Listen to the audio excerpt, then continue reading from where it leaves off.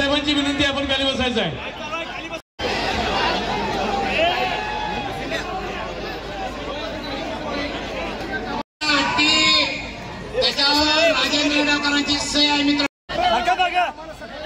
सभेला उपस्थित सन्मान्य व्यासपीठ गणपतराव दादा,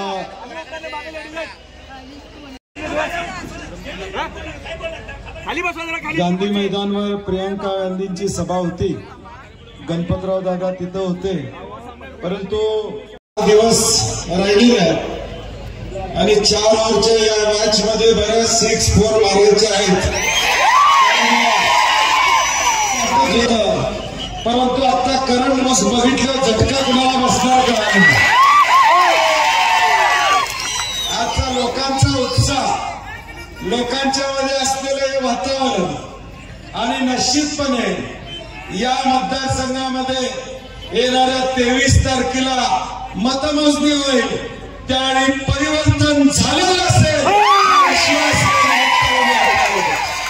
हा विश्वास देतो.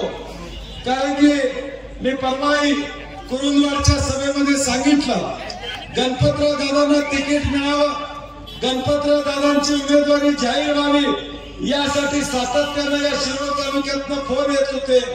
आणि मला अतिशय आनंद आहे, ज्या स्वर्गीय सारे पाटील साहेबांनी खऱ्या अर्थानं माझ्या राजकीय जीवनाला एक रूप दिलं. 2009 साली मी सगळ्या भाषणामध्ये सांगतो, 2009 साली मंत्रीपद मला ज्यावेळी 10 साली मिळालं, त्यावेळी साहेब पाटील साहेबांची शिफारस ही माझ्यासाठी महत्वाची त्यावेळी ठरली होती.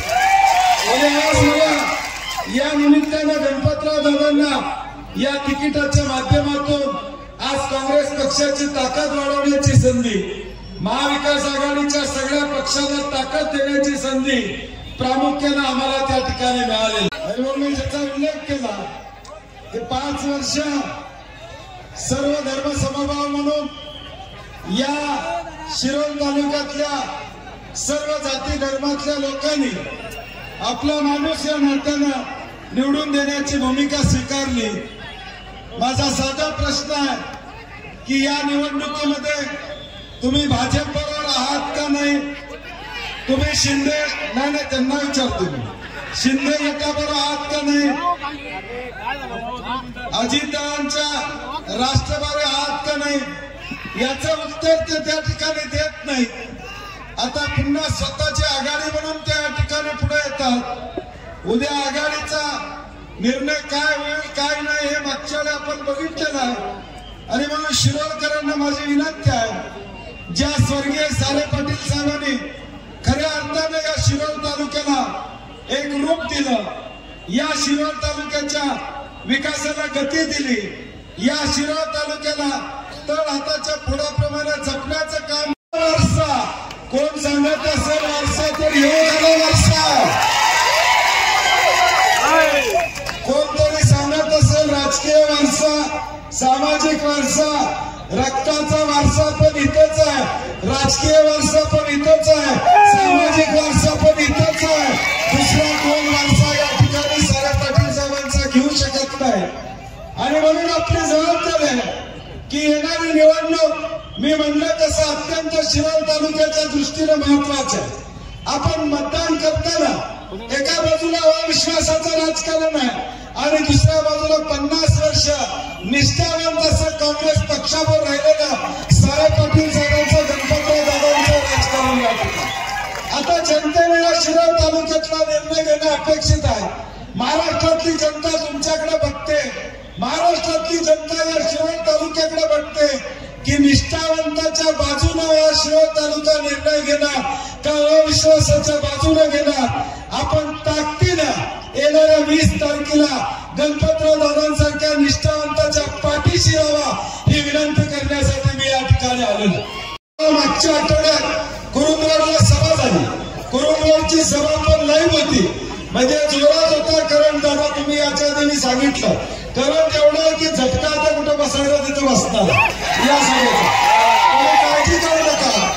एक संयमी नेतृत्व, एक सुसंस्कृत नेतृत्व, आपल्याला भेटणारं नेतृत्व, कधी फोन केला तर या ठिकाणी काम करणारं नेतृत्व आणि सुदैवानं दादांचे कुठले भाऊ काय बाकीचं बोलणार नाही. त्यामुळे काळजी करायचं काम नाही. आणि म्हणून आमची सगळ्यांची विनंती आहे, या जिल्ह्यामध्ये आज मी फिरतोय, चंदगड पासून या शिरोळ तालुक्यापर्यंत फिरतोय, ते काँग्रेस पक्षाचे आमदार निवडून यावे म्हणून, महाविकास आघाडीचे आमदार निवडून यावे म्हणून. कारण की शेवटी या राज्यामध्ये जी काय महायुतीचं सरकार आहे हे भ्रष्ट सरकार आहे.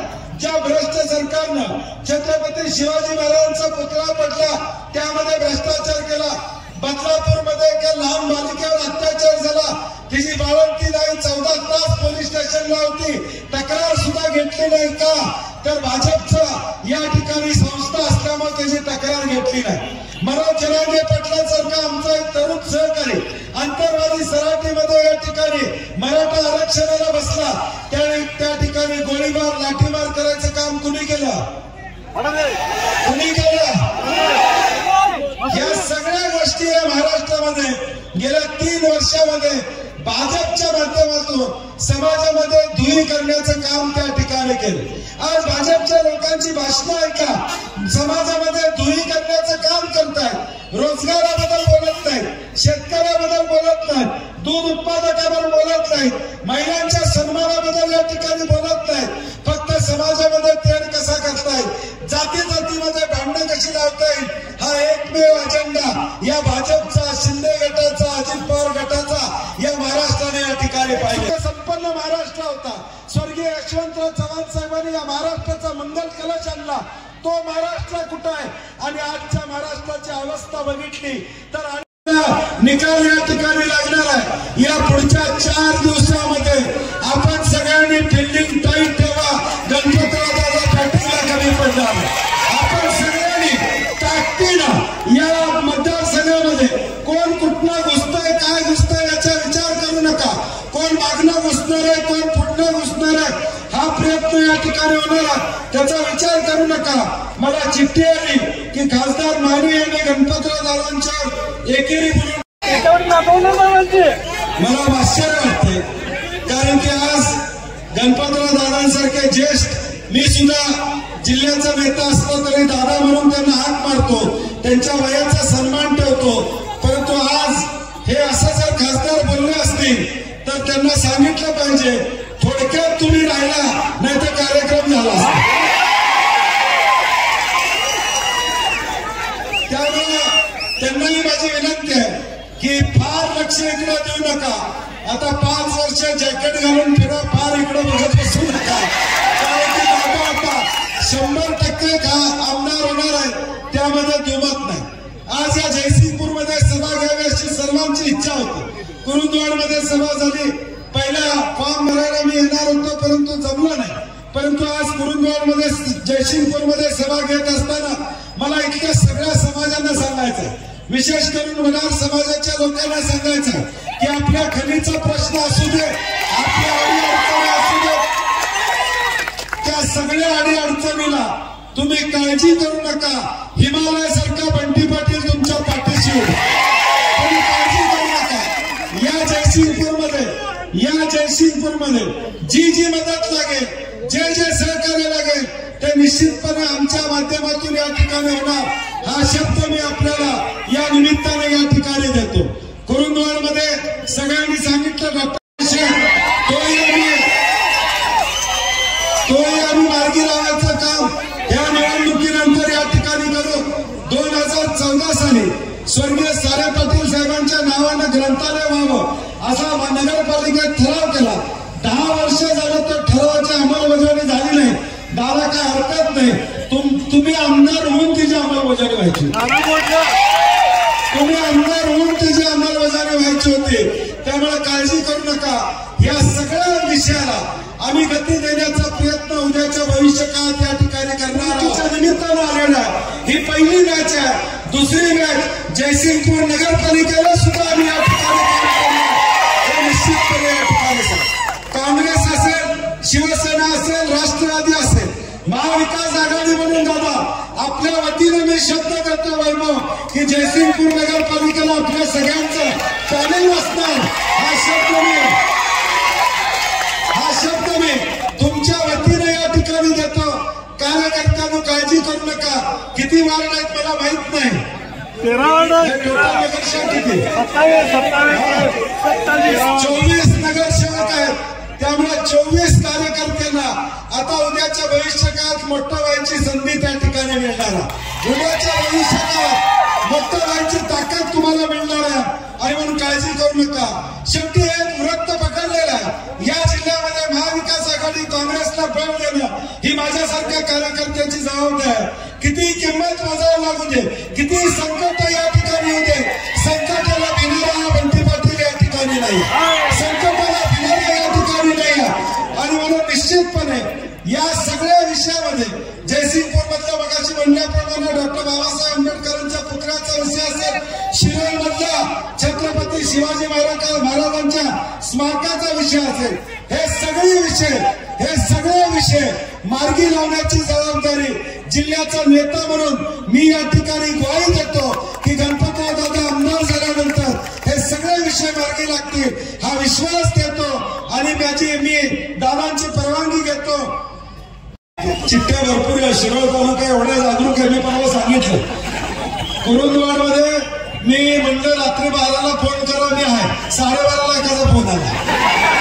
काय करायचं नाही घेताय का बघायला एवढ्या चिठ्ठ्या बघितल्यानंतर मग नेमकं 5 वर्षात कामं झालीत का नाही शंकायला लागलं.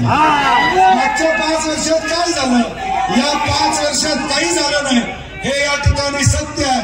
आणि म्हणून हे सगळं बदलायचं असेल, परिवर्तन करायचं असेल, बदल हवा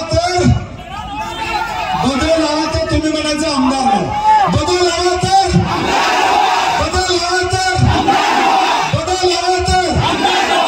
एवढंच या ठिकाणी काम करा. येणाऱ्या 20 तारखेला हात या चिन्हासमोरचं बटन दाबून गणपतराव दादांना बहुमतानं निवडून द्या.